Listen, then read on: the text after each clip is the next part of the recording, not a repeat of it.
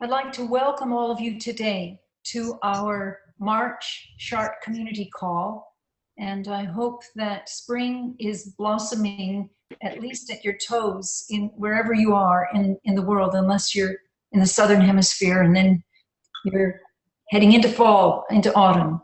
So welcome, and I'd like to invite Apila to open our call with an invocation. Good morning, Karen. Good morning, Chart family.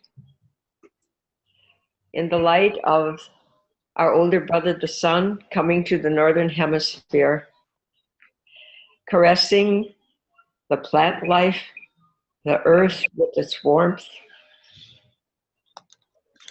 energy and love, compassion, creativity, ignite. This creativity of the earth expressed through the great directions of life, the cardinal points, the branches of the cross, the evergreen tree. We follow you, we come to you in this way of spring with the warmth and the thunder beings returning to the Northern Hemisphere, shaking the earth, enlivening it in this ecstatic reunion and unfoldment of creation. We come to this place now, in the north, in the south, east and west, on this call, and in this moment and place and time. We join our thoughts and our hearts. We open now to the creativity flowing through our veins, looking to the ecstatic union that happens when intentionality and reality meet. We turn now towards the sacred hill of Chartres, towards the memory of the Carnot people, and before them the ancient Paleolithic tribal people of France, and to the earth the way she is now, the cathedral atop her, reminding us that it is possible to have these ways of modernity and antiquity joined, that the earth might flourish, that we might renew, and our lines continue. For this possibility, looking towards Chartres now, 2016, and Musica, we dedicate this call and express our love to all the people organizing this, most particularly today, Karen Rivers, Jim Garrison, Andrew Harvey, and for Gary Malkin, who's coming into our circle, we welcome him as well. And all the other people in this circle on this call, with your ancestors behind you, we renew. Ah, Mama. Oh, no. Now the prayer is released. Thank you. So beautiful. Thank you, Apila. You're welcome. Your words run very deep down into the soul, and it's a blessing for us, for you to speak on our behalf. Thank you. So we're a little bit closer to gathering now in July, and are very much looking forward to what's to come.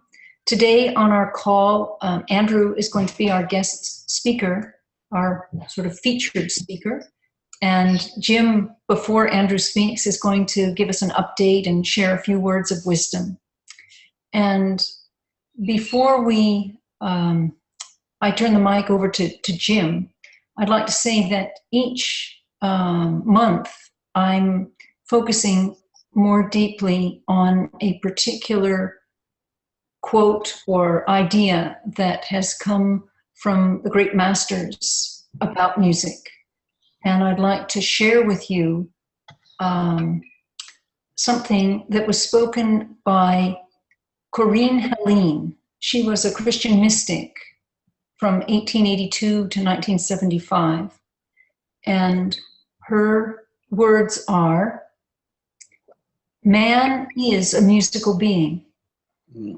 His origin in the spoken word, by sound was he sustained, and by music he evolved. One day he will recognize music as a vital factor in the physical, mental, emotional, and spiritual evolution of the whole human race. So I offer that as a little gift to you.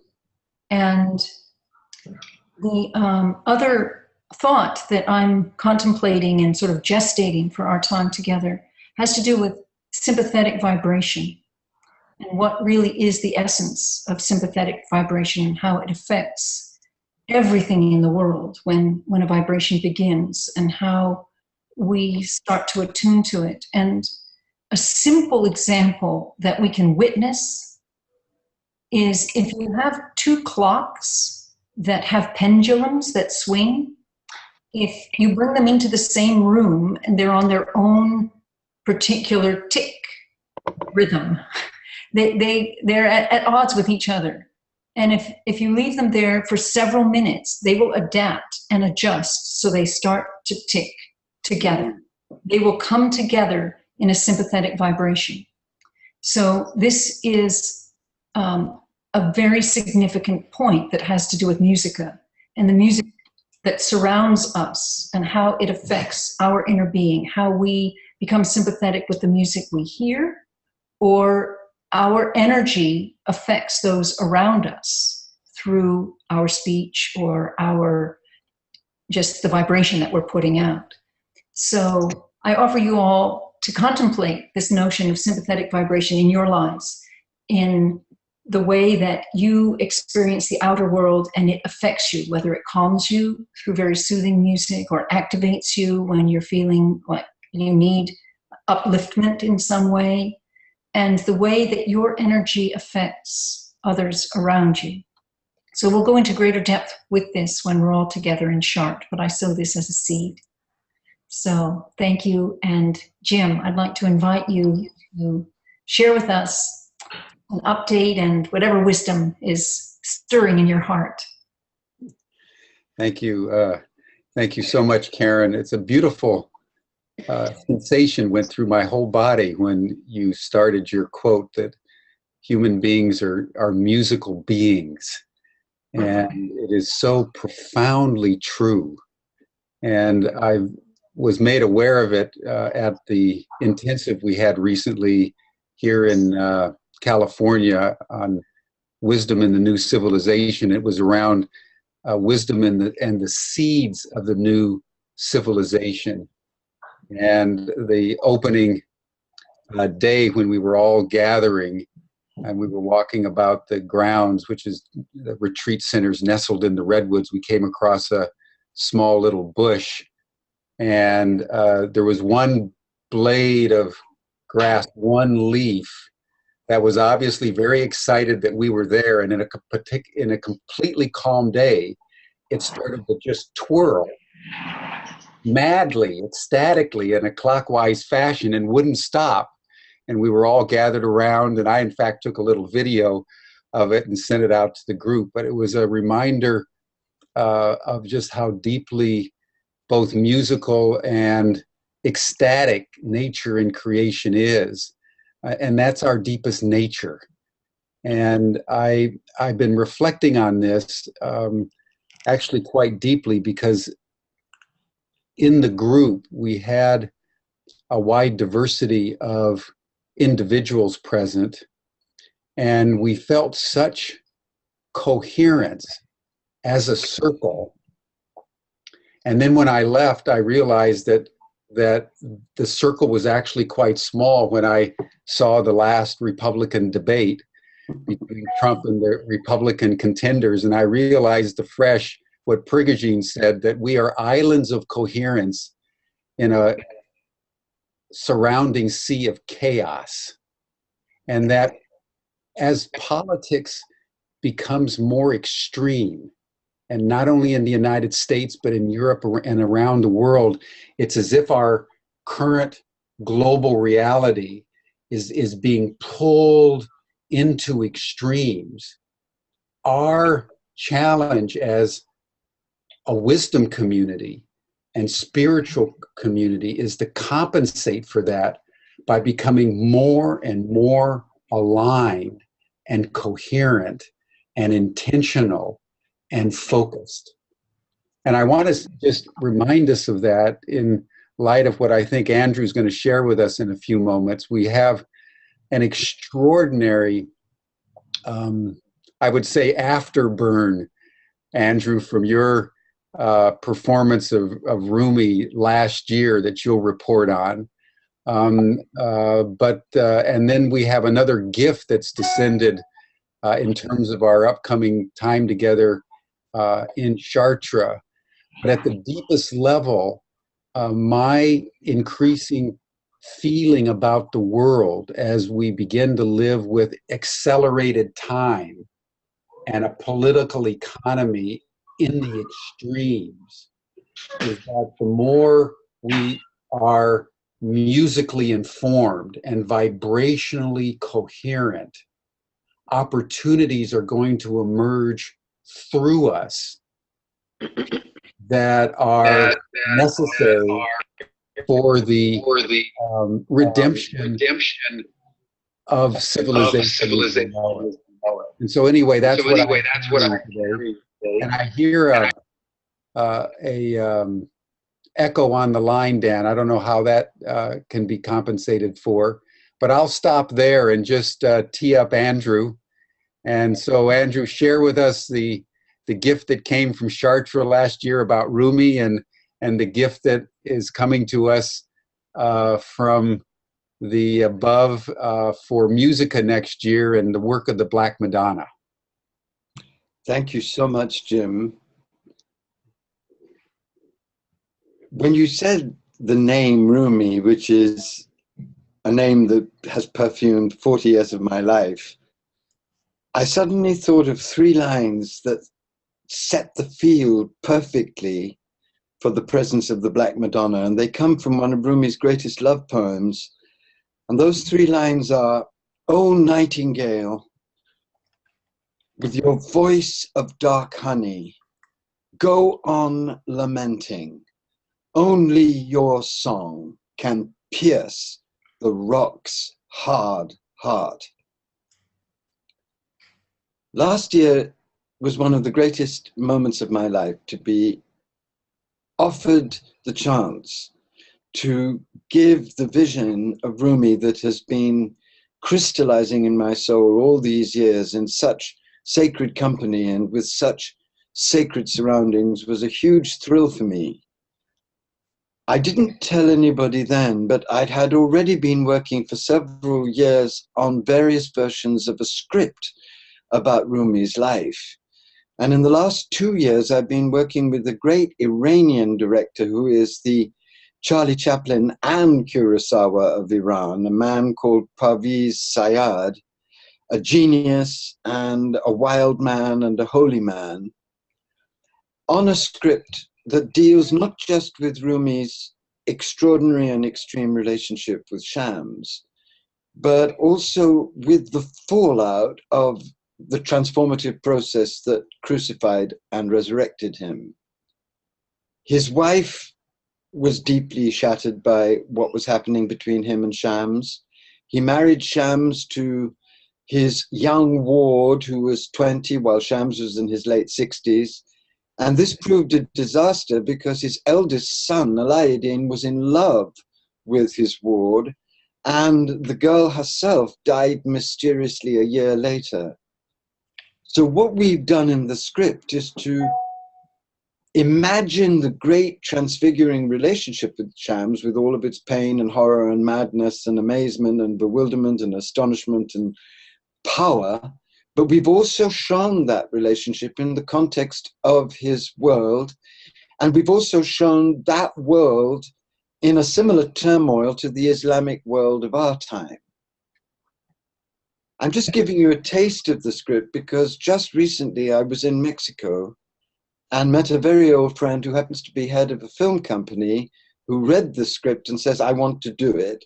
And she happens to be a great friend of Leonardo DiCaprio. And one of the first people who will read the script is Leonardo, because we both agreed that he, at this moment in his life, which is about the same age, as the time that Rumi met Shams, he would be an ideal Rumi. He would have the passion, the intensity, the force, the intelligence to represent to the world this greatest of all mystical poets. Last night, you and I were talking, Jim, and you were so gracious and so thrilled at this new development. And you said, isn't it amazing that at this moment when the world's future is threatened by Islamic terrorism, it should be an Islamic poet who is spreading wings of fire all over the world and illuminating people of all faiths with the truths and the potentialities of divine revelation. And isn't it amazing, you also said, that at this moment, more and more people are turning beyond religion to the inspiration that falls like a cataract of fire from Rumi's poetry. So it's a huge blessing to be able to have written a script that is getting this kind of attention. And I just want to ask everybody for their prayers that this project should be realized, because it's been a lifetime's passion of mine to bring the story of Rumi to the screen. And in Parviz, I found the ideal person to work with.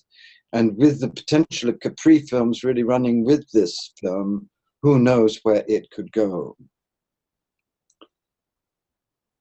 The other really wonderful news that I'm delighted to offer you has to do with a very great friend of mine, an 88-year-old piano teacher who was a great concert pianist but gave it up to devote himself to teaching, a man called Seymour Bernstein. About 5 years ago, I was at a dinner party in New York with my friend Ethan Hawke and my new friend Seymour Bernstein. And I was sitting opposite them and watched the two of them fall in love, watched Ethan, this exceptionally talented actor, this deeply sensitive man, this passionate, hungry seeker, gaze into the eyes of this old sage and find in those eyes a wisdom that I don't think he's ever found before in any other human being. Seymour and Ethan talked about stage fright, and Seymour was able to reassure Ethan about his stage fright by telling him that every serious artist has to have stage fright, otherwise you're not really being responsible to the depth and the grandeur of the tradition you're trying to serve. The evening was a miraculous evening, one of those rare, marvelous evenings where human beings come together in a spirit of joy and mutual communion, and there was effortless flow of conversation. And at about 2 o'clock in the morning, Seymour got up to go, and I said, "You've got to invite us to hear you play." It took a year for us to actually meet. And a year later, Seymour played for us in his small little apartment in New York, in the Upper West Side, played for Ethan and his family and a few friends and myself. He played the Moonlight Sonata, he played Schumann, and he played, unforgettably, Bach. And I have never in my life heard playing like that. It was utterly assured, lucid, serene, transcendent, deeply radiant. And at the end of the concert, both Ethan and I were in tears. And I turned to Ethan and I said, "Ethan, I know you have 100 projects and you're all over the world all the time, but you've got to make time in your schedule to make a documentary about this man. He's not just a great musician, he's an extraordinary person." And to my great surprise, Ethan said yes. And to my even greater surprise, over the next 2 years, he made the documentary Seymour, An Introduction, which came out last year and immediately became a global phenomenon. It's now running full-time on Chinese television, on Korean television. It's been shown all over Europe, all over South America, all over America. And hundreds of thousands of people have met the man that I have come to love so deeply and so much. Last year, about this time, I rang my editor and soul sister at Hay House, Patty Gift, and I said, "Look, Seymour is now becoming the world's Jewish Dalai Lama. Everyone from Reykjavik to Amsterdam to Shanghai seems to be writing him ecstatic love notes on the internet. What I would like to do is a book of conversations with him to help people enter even more deeply into his world and into his mind and into his vision. And Seymour and I met for a week in Maine at his small wooden hideaway above towering cliffs overlooking a sparkling sea. And we met for a week, and in that week we recorded something like 24 hours of incessant, hilarious, playful, wild, serious conversation. And then we went through a 6-week period and battered those conversations into the shape that they've now appeared in my and his new book, Conversations with Seymour, Play Life More Beautifully, that came out last week. What has happened, dear friends, is that a sponsor who shall be nameless has given us the money to invite Seymour to Chartres, to invite this great sage of music to Chartres to share with us his wisdom, to share with us his presence, to play for us, to be the genie of divine music in our midst. This is a particularly profound joy for me, as I don't feel Seymour will be traveling very much more in his life. And as I feel having someone of his inner and outer stature with us will enable us all to go deeper and further. And because I so love the Chartres School, to feel that I have the chance to be with him, with you, is a prayer fulfilled. So Jim, I'm so glad that Seymour will come. I'm so glad we have the money to bring him so that he can travel with a companion. And I'm so glad that everyone in Chartres will have the opportunity to meet him. And of course, thank you for doing that. If you really want to explore what I feel about him and what happened between us, do buy my book. It was a thrilling experience. And when two people who love each other the way we do come together over the topics that are of the deepest passion for us both, a third person is born. And I think the book is written by that third person. I just want to say 3 things about what I can confidently say Seymour will offer us in Chartres. The first thing that he'll offer us is the mystery and radiance of his presence, a presence that has been honed by 75 years of public playing of the piano and teaching and deep meditation on music.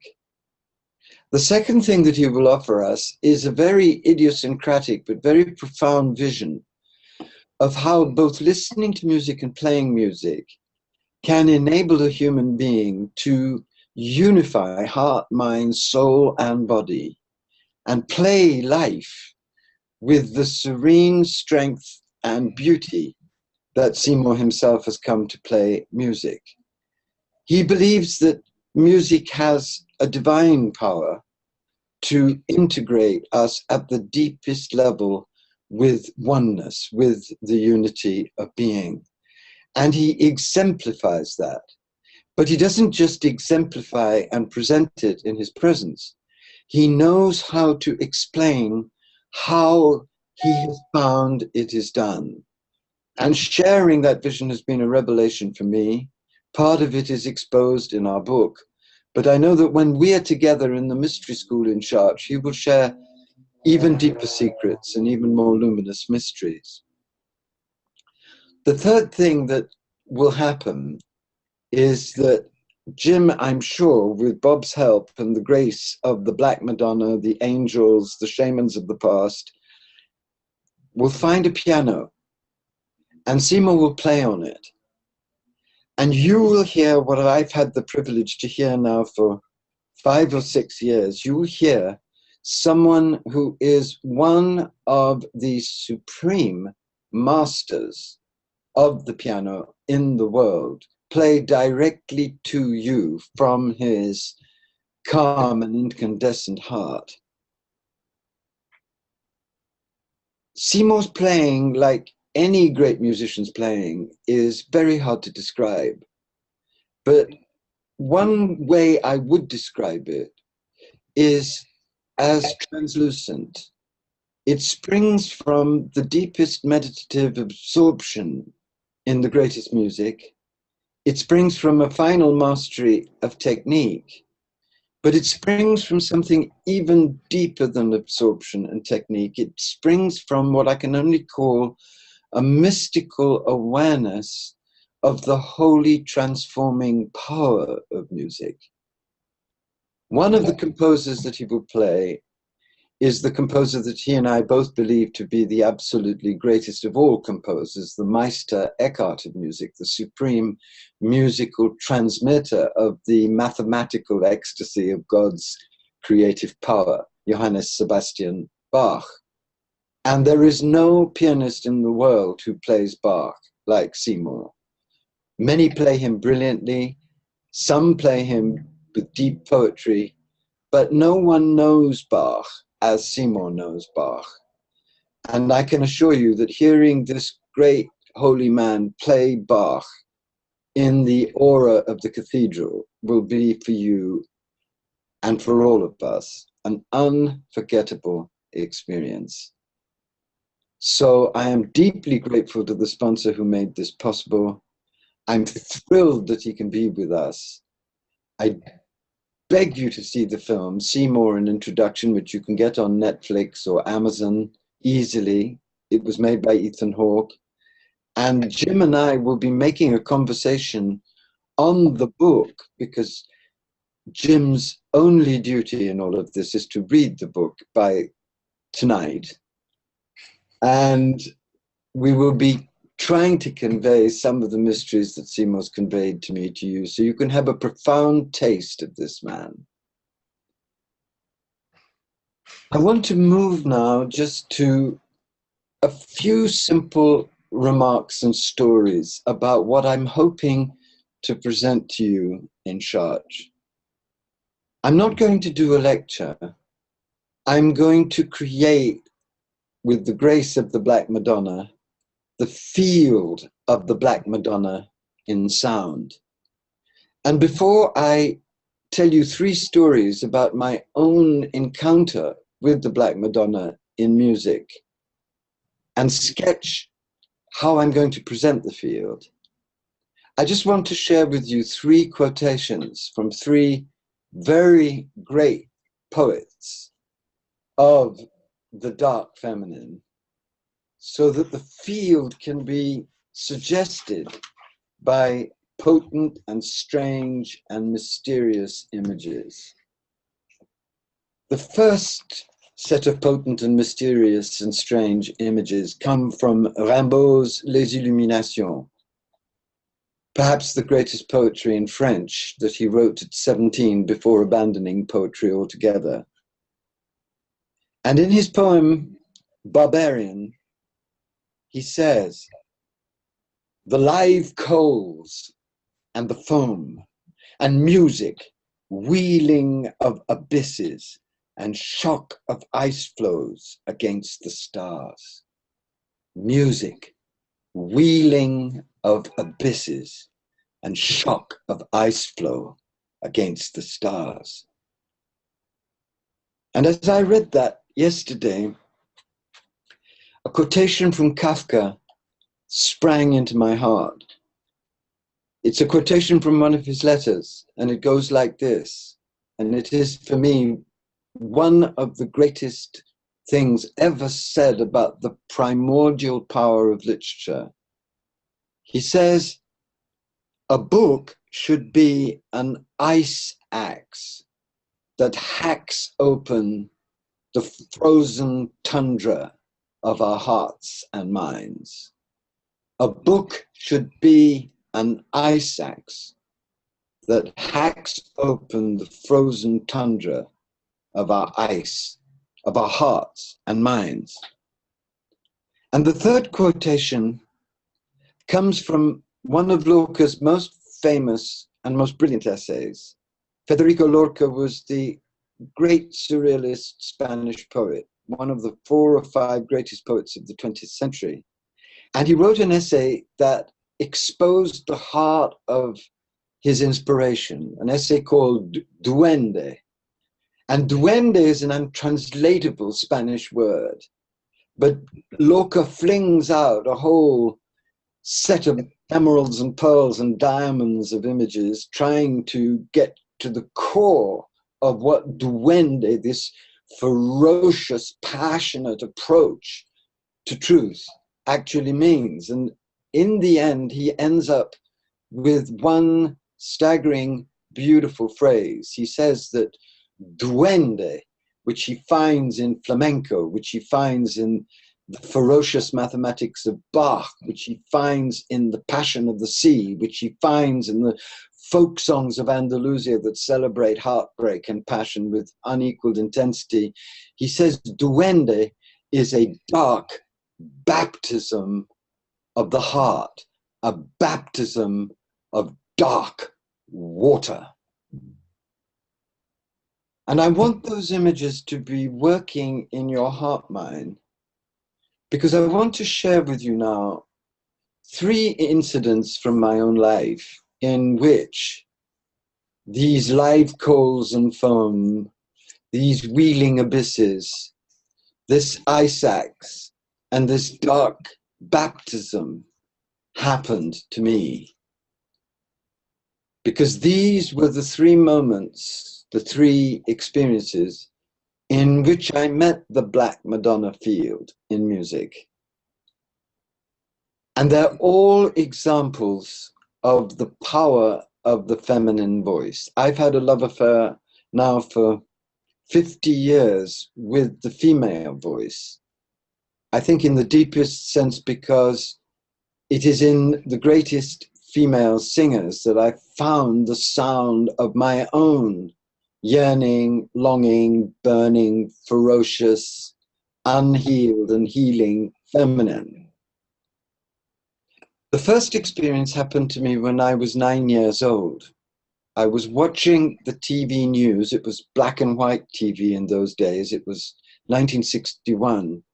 And suddenly on the news, they showed this wild, beautiful woman, whose name I later found out to be Maria Callas, singing Visi Date from the stage in Covent Garden. It's very hard to describe what happened to me. It's probably the most important artistic experience of my life. I felt as if I had been stabbed in the gut. I felt as if molten gold had been poured over me and the skin of my heart had been burnt away. And even more shatteringly, I felt I was listening nakedly and without any kind of mediation to the direct voice of life itself. That experience began an immersion in the voice of Callas. I ran out the next day and bought her Tosca and came back and played the whole of the 3rd act 18 times. I can remember the number. Absolutely gobsmacked, floored, disemboweled, flayed alive by the molten passion of a voice that Pasolini, the great film director who adored her and knew her well, described as a voice of flame and tears. And it's this voice, along with the poetry of Rumi, that has been the touchstone for everything I've tried to write, for the way in which I try to teach, and for the way in which I try to tune my deepest being to the power and majesty and candor and ferocity and clarity and fierce truth-telling of the Black Madonna. Because over the years, I've come to understand that Callas's voice is the voice, the shamanic eruption in our time of the priestess of the Black Madonna. And the Black Madonna, through that voice, has initiated hundreds of thousands of people to the truth of our time and to the need to meet the savage, cold truth of our systems of cold evil with a molten love and a molten holy outrage and a molten commitment to sacred passion in action. I had the honor to meet Callas just before she died, and I asked her how she could sing like that. And she said, when I sing, one half of my mind is utterly focused, and the other half of my mind is utterly gone. And for me, that has been the ultimate instruction as to how to write, how to speak, how to teach, and how to live. The second moment in which I met this ferocious, ecstatic, blinding, disemboweling, flaying, disruptive, primordially exciting, and primordially disturbing field of the Black Madonna in sound happened when I was 21. I had fallen hopelessly in love with the first and not the most destructive, but one of the most destructive of a long line of psychopathic lovers that I specialized in until my late 40s and have renounced since. And because I loved very intensely and very openly at that time and so longed to be loved in return, the betrayal that I experienced at the hands of my lover drove me into a suicidal depression. And in the middle of that suicidal depression, a strange Argentinian buddy of mine turned up with some LSD. And we took that LSD together. He had the most glorious trip and saw circles of fire in the sky. I looked out of the window and saw huge flaming anacondas devouring the world and nearly went mad. And anyone who's ever had a terrible trip on LSD knows how scary it is.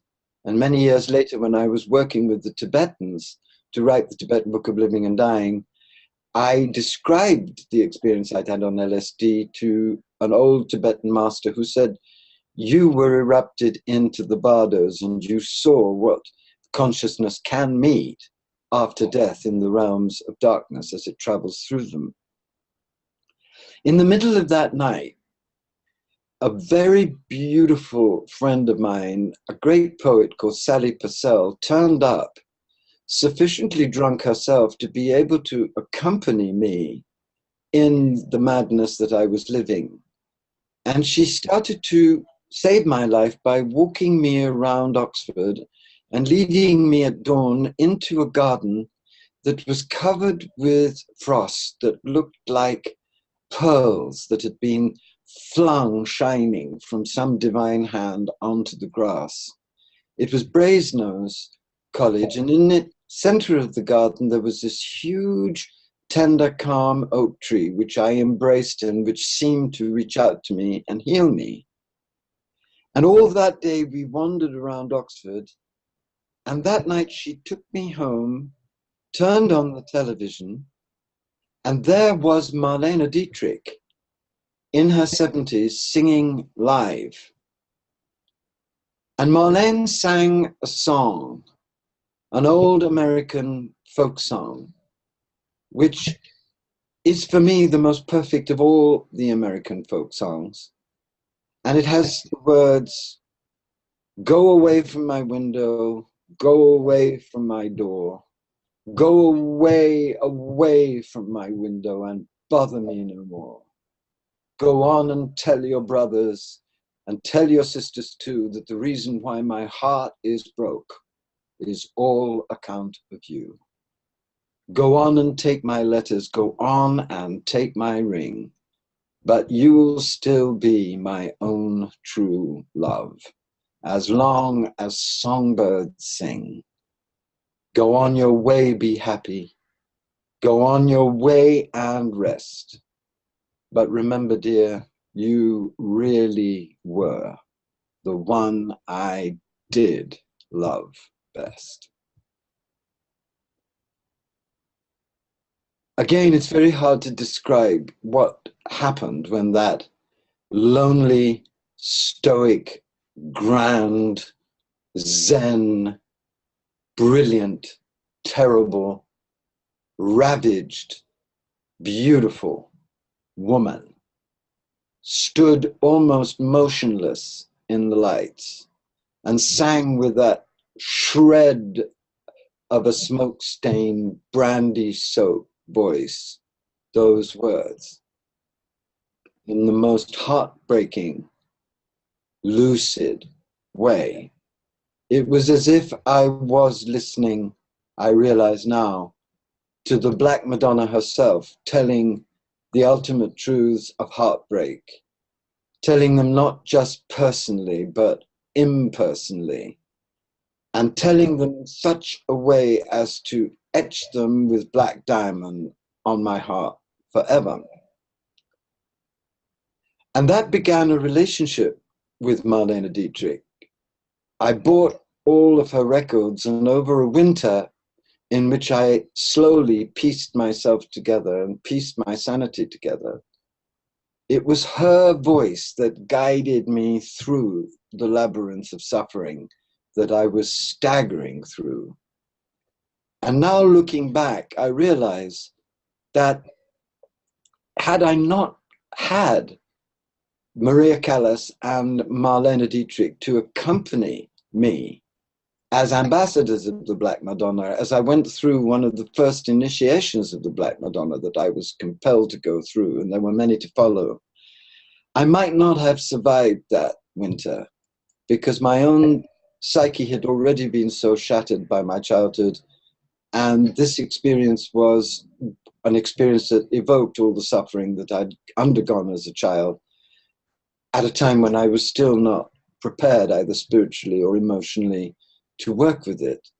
But there was that voice, that haunting voice, that terrible, wise, stoic voice, speaking to me the deepest truths of heartbreak, but also teaching me about resilience, teaching me about survival, teaching me about grace, teaching me about courage.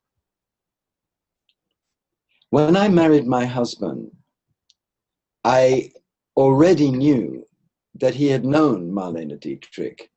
He had rung her up one night, and they'd begun an extraordinary relationship for 5 years over the telephone. And one of the first things that we did together was to help him write his beautiful book that he wrote about that friendship called I Wish You Love.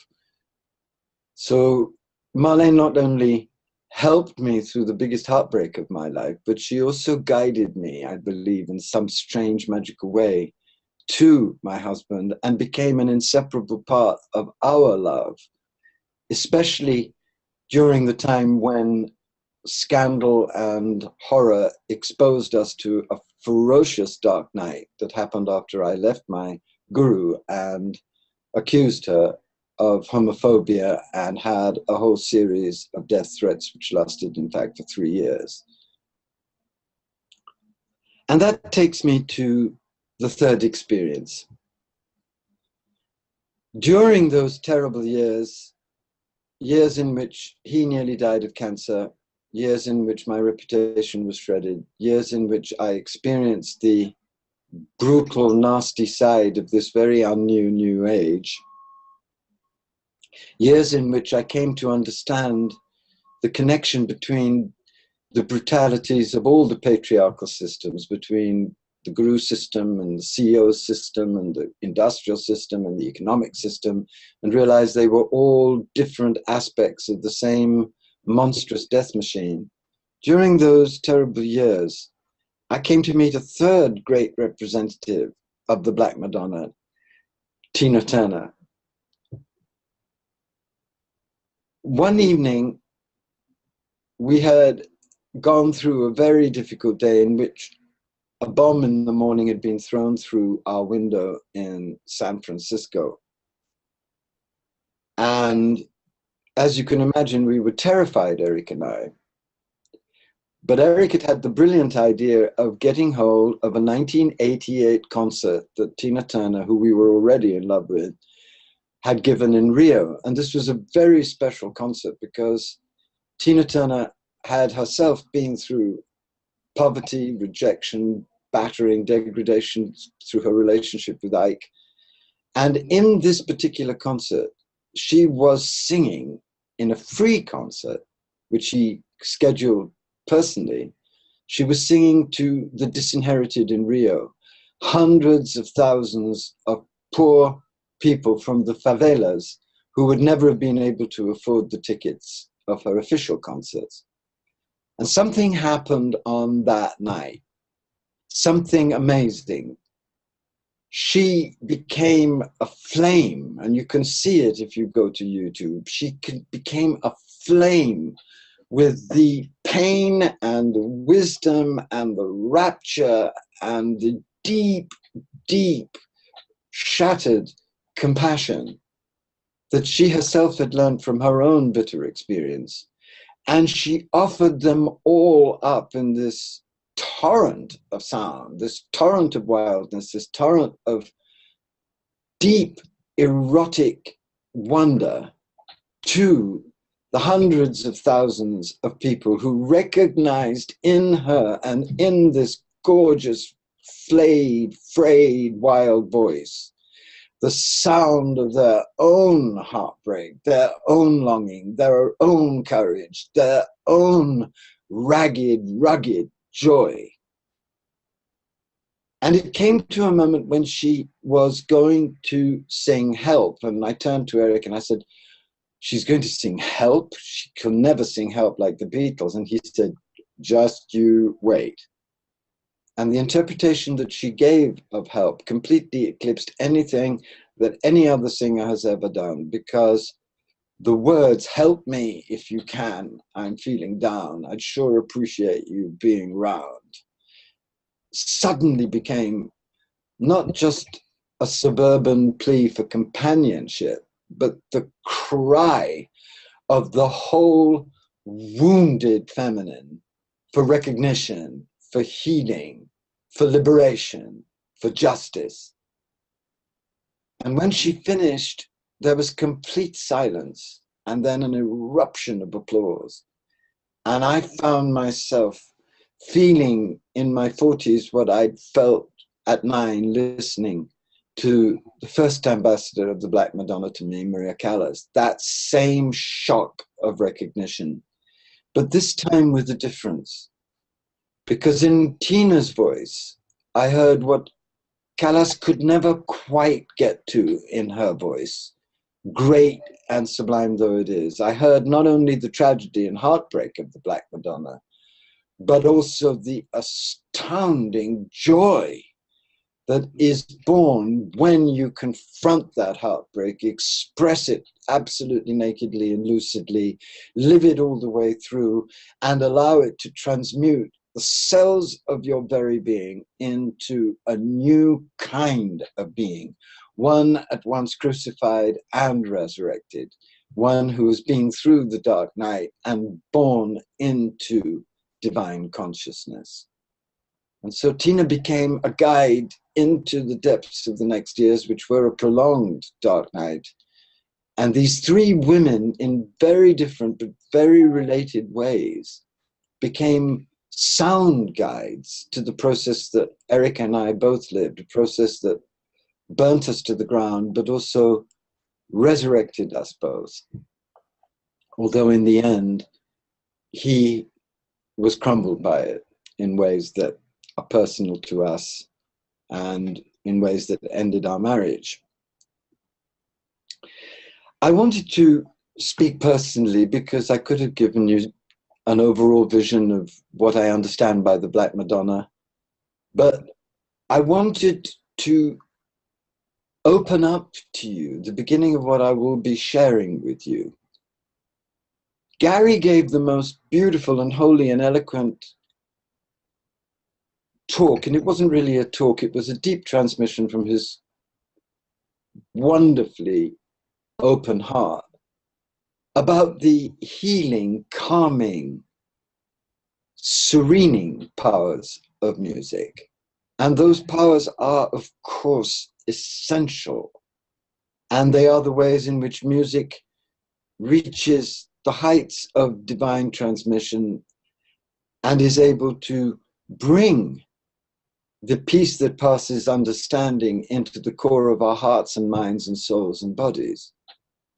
But there is another power that is equally holy and equally sacred in music.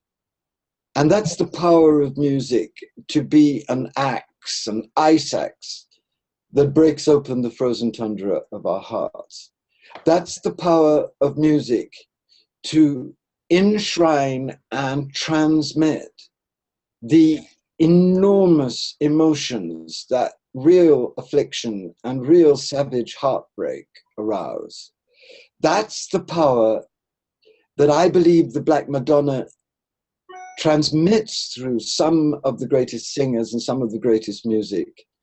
A power that shatters our egos and hearts and minds open to the appalling truths of one side of reality and makes us feel them at such a depth that we are changed forever, humbled, broken open, and made into servants of compassion and justice in reality. And that's the power of the field that I hope to be sharing with you in Chartres.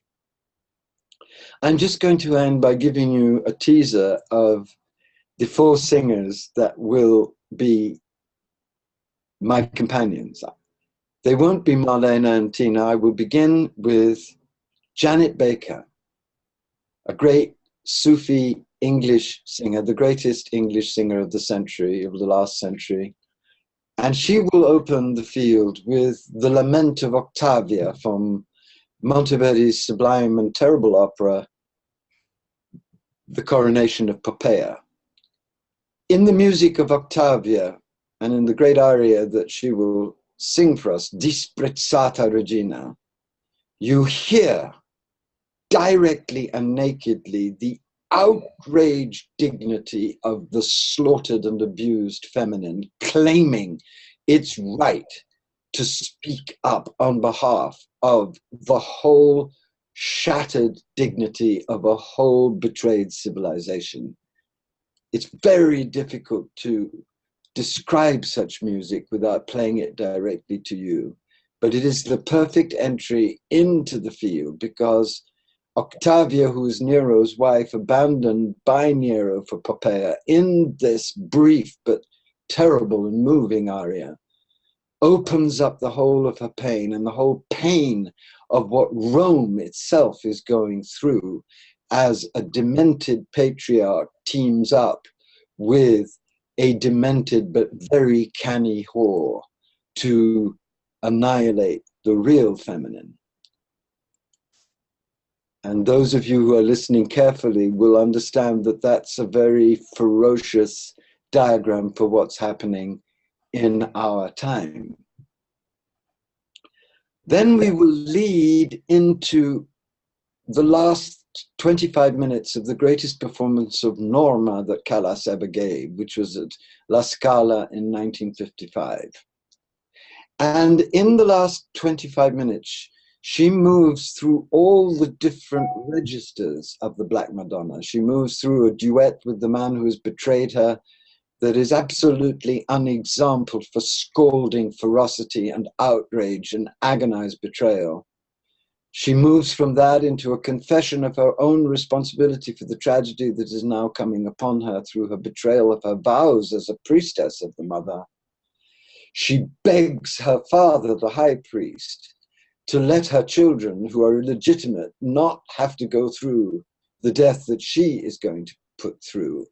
And in her singing, what she's doing is far more than singing. What she's doing is begging the patriarchy, begging the cold, hard, rigid, dogmatic world of religion and social control to hear her pain, to hear her love, to hear her heartbreak, and to relinquish its deadly dogmatic hold on reality. And the way in which she sings with her whole mind, her whole heart, her whole soul, and her voice flung again and again and again as if onto a spear of light. There's never been such singing.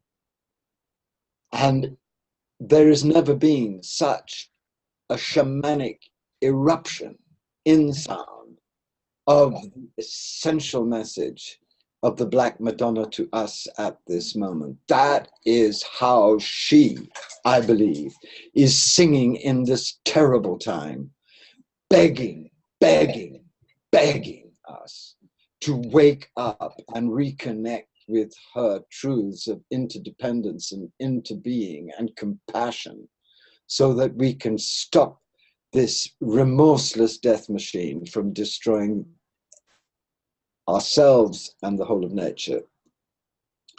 And in the last two excerpts, I'm going to turn to two great popular singers. The first one is Nina Simone, and I'm going to play her version at the end of her life of Strange Fruit, the appalling song that she created out of her own appalling experience as a Black woman in the South. A song of the bodies, the strange fruit hung on trees of those who'd been lynched by the Ku Klux Klan. Nina Simone is another one of the great tragedian ambassadors of the Black Madonna. And those of you who've seen the recent documentary about Nina Simone will know that she lived a life threatened by madness and self-hatred and suicidal depression, but nevertheless, out of that life, she quarried unforgettably direct and profound messages of the deepest truth. And there is no greater singing, I don't think, in America, in a female voice, than Nina Simone's singing of her own song, that really makes absolutely naked to us the depth and extent of that savage suffering that the African Americans in America still carry like a vast unhealed wound at the core of their hearts. And then I'm going to present you with somebody who's taken over my life recently. I was in New Orleans at the end of last year with great friends. I'd never been to New Orleans before, and I fell irretrievably in love with its decadence, its tenderness, its shatteredness, its eros, its decay, its turbulent cocktail of sex and death and wild music and crumbling facades. For me, New Orleans is the most exciting city in America, and the city in which the soul of the South smells like rank perfume. And in the airport, I bought a CD of a woman that was announced on the cover as the Queen of Blues in New Orleans. I'd never heard of her. Her name is Marva Wright, W-R-I-G-H-T. And when I got home, aching with nostalgia for New Orleans, very sad to have left it, I put her on. And I put on a song called Members Only. And I think it was the experience that I just lived through, as well as the power of her voice. But in that song, I found a credo for how to live this awful time. Sung in the voice, the huge, wild, vibrant, aching, ragged voice of a Black heroine of the heart who had been through everything and knew exactly the score, but had never given up her hope and her passion and her belief in life. And the song is Members Only. And it goes like this. I'm not going to even attempt to sing it, although I have tried in the bath. It goes, members only. It's a private party. Don't bring your checkbook. Bring your broken heart. This is a party for the brokenhearted. And that night, listening to Marva Wright after 4 days in that amazing city, those words pierced through me, and I understood that the Black Madonna was speaking to me directly about the great feast of beauty and pain and heartbreak and passion and commitment to service that is now spread open to us as we approach potential extinction. Only the brokenhearted, only those whose heart have been personally broken by her and opened by her can come to this party, because only they can know just how terrible the time is and just how amazing the opportunity this terrible time gives us of pouring ourselves out in a sacred marriage of deeply committed peace and profoundly clear outrage, a sacred marriage of deeply centered devotion to the mother and passionate action and service on her behalf.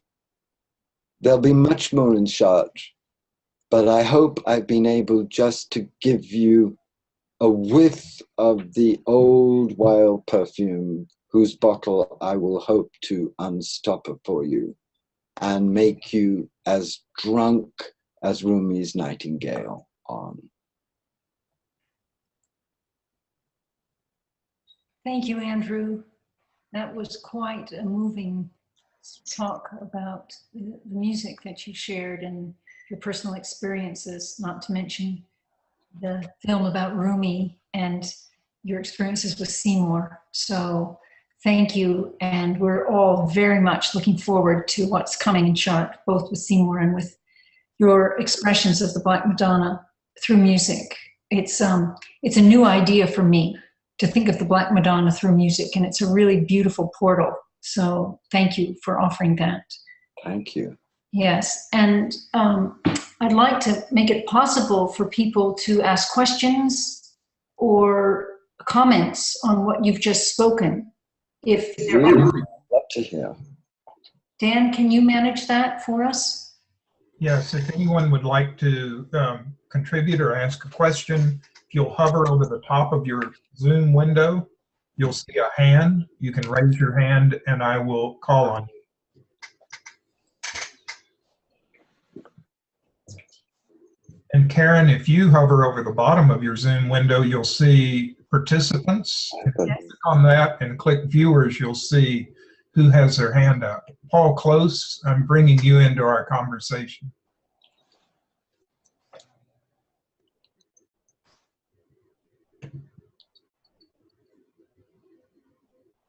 Please don't be shy.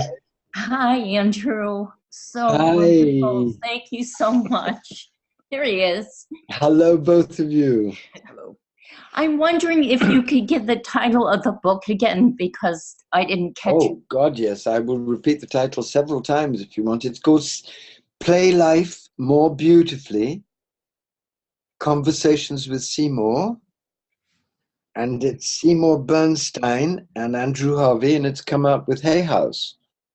Wonderful, wonderful. I think you'll love it. I'm very proud of it, mostly because Seymour is so luminous in it and so incandescent and simple and direct. You love it. Thank you so much for bringing him to us. Oh, can't wait. Oh. Love you. Tell all of your friends. Yeah, we actually are bringing a new person with us, Yes. and possibly another one. And see the film, Seymour, an introduction, because you'll meet him in a very tender and very exposed way in the film, and it's a really extraordinary transmission of one human heart to another. So it's Seymour Bernstein Introduction is the name of the documentary? No, the film is called Seymour, an Introduction. Oh. And it's by Ethan Hawke. And Ethan does the most miraculous job because his respect for Seymour is so profound that he comes in just enough to set Seymour, but not to interfere with his global fame and celebrity and all the rest of it with what is being transmitted. It's a wonderful act by a wonderful man. Ethan himself is a really wonderful person, and he's created a masterpiece. It had Oscar buzz, and Wow. up until the last week before the Oscars, we were confident that it was going to get through, but at the last minute they chose Amy Winehouse. So, and it was a wonderful film, but it was a disappointment. Sure. However, we've survived. Yes. Well, we Not love the you. first disappointment of such a kind that Sure. either of us have had. I'll be sending out the link to the documentary probably later on today or tomorrow. Oh, thanks. Go out to everybody on the call and everybody on the Chartres list with details about Seymour, because this is an extraordinary gift that's coming to us of such an, you know, if you think of, just try to put your mind around the Jewish Dalai Lama on a grand piano in the Saint Charles room. He's so naughty. You have no idea. You've met him, Jim, haven't you? And even we'll look into even seeing if whether we could have him do something in the cathedral itself. That would be truly, truly magnificent. He would love it. I'm crying now. Thank you. Thank you. Well, lovely to see you both. Looking forward to seeing you again. Absolutely. Thank you, Swami. Thank you, Swami. Thank you, Paul. Jim, how did you receive that on the Black Madonna? How did it come to you? Your remarks?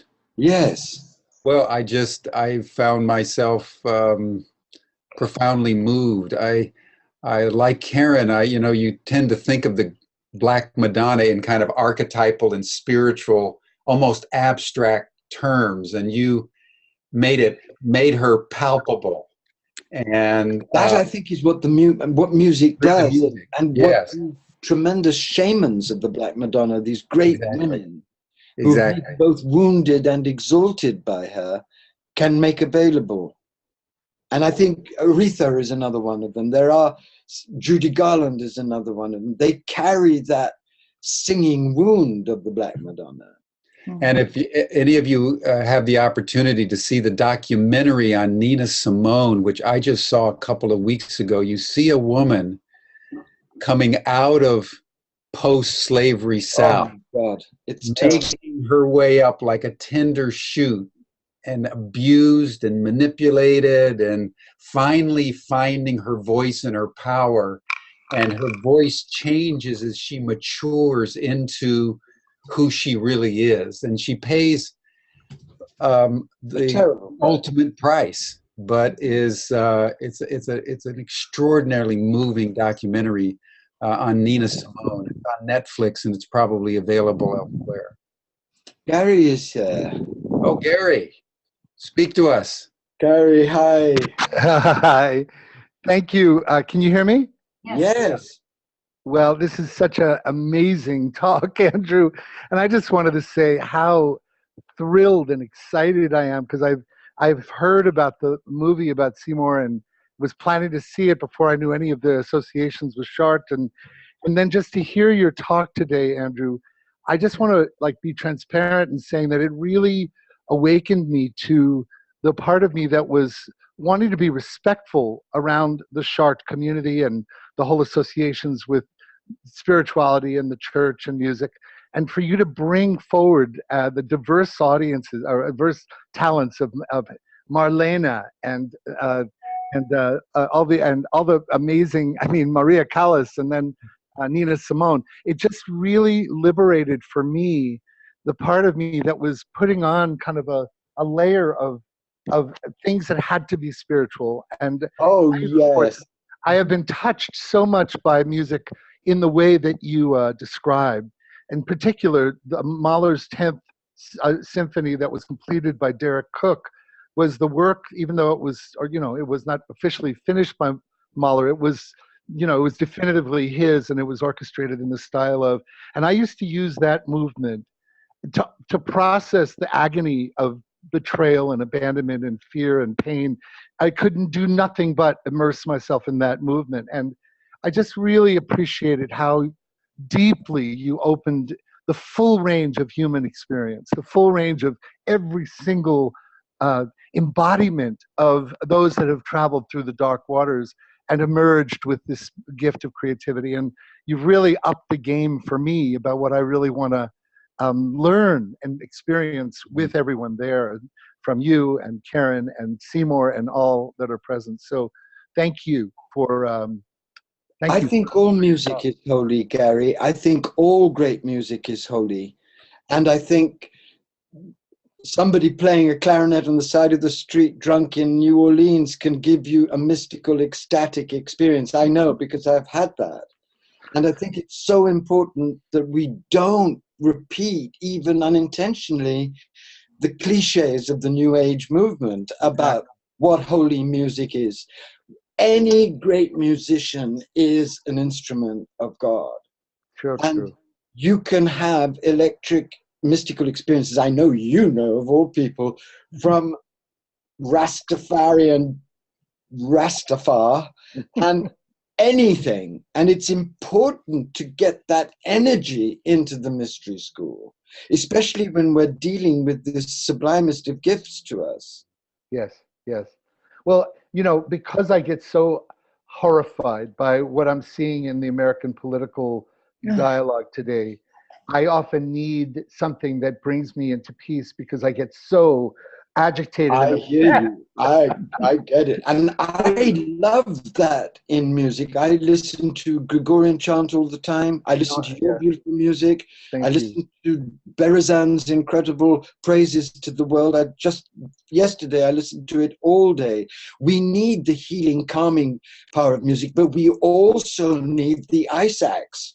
Yes. We also need the ferocity of Mahler's screaming horns. We need to be pierced through. We need to be shattered. We need to be awoken to the outrageous madness of what's happening. And we need to be activated in the core of ourselves, troubled deeply by the boiling chaos. As only music can do. Right. As only music can do. As only music can do. Yeah. Thank you. Thank you. And that is part of the divine power of music.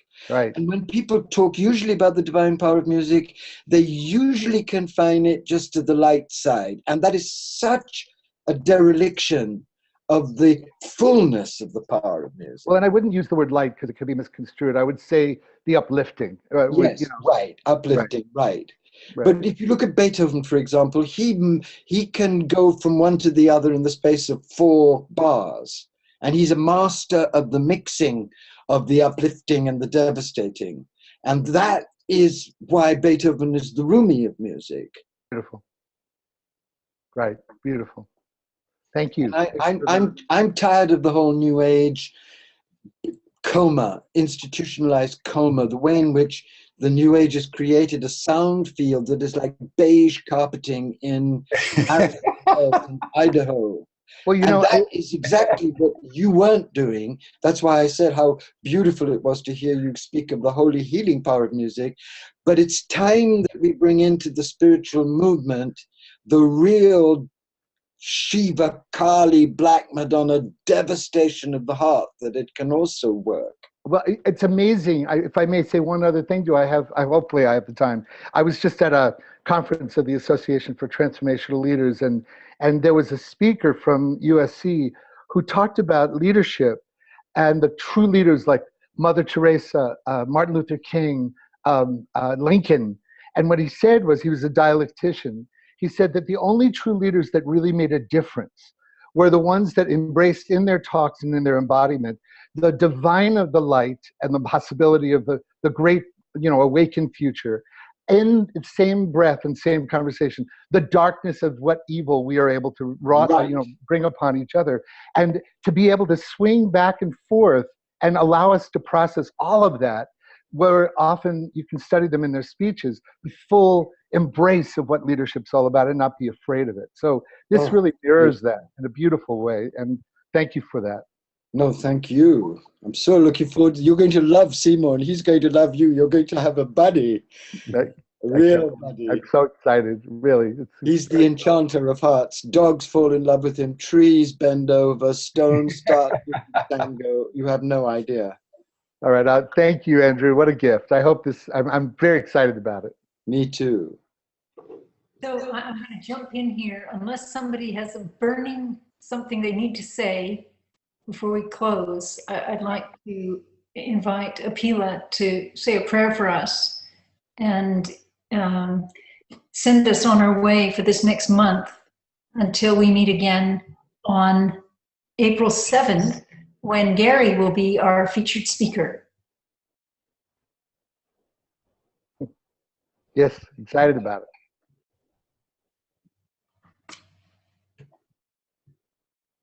I will be in South Africa on that day, but I will be listening mystically. Okay. And so much love, please. And it's going to be recorded, isn't it? So I can listen to it. I look forward to that so much. Okay. Can you hear me, Karen? Yes.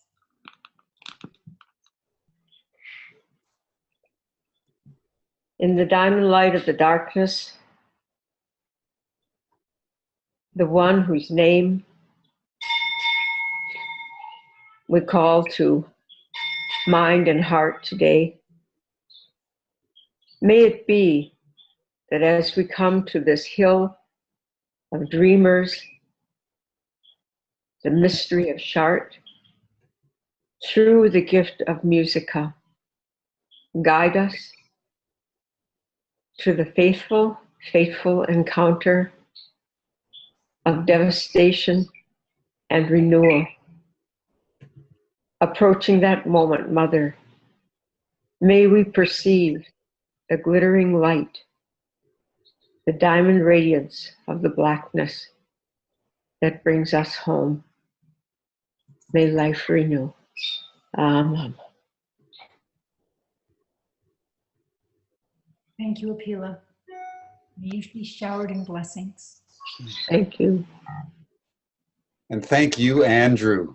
That was a tour de force. That was a tour de force. Thank you, thank you, thank you.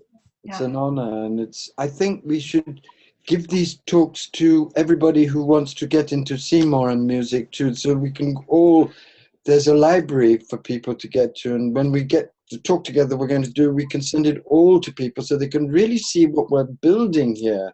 And that we have Gary, who is one of the world's great musicians, coming also. The group of people that are assembling around this is now very extraordinary, unprecedented, really. Extraordinary, unprecedented and extraordinary. No, we'll send a recording of this call out with a link to the Seymour and Introduction video, the documentary. So that'll come out in the next couple of days as soon as we get this recording. Thank you, Karen. Thank you, everyone. Thank you, Andrew. Have a safe trip to South Africa. Absolutely. God bless you. Bye. Love to Linda Tucker if you see her. Yeah. Glory to the Black Madonna. Yeah. Gloire à la déesse. Bye, Andrew. I want to talk to you later if we can. Absolutely. Send me a check. See you soon, Gary. Aloha. Yeah, Pella, I can't wait. I'll see you soon. Thank you, Ruth.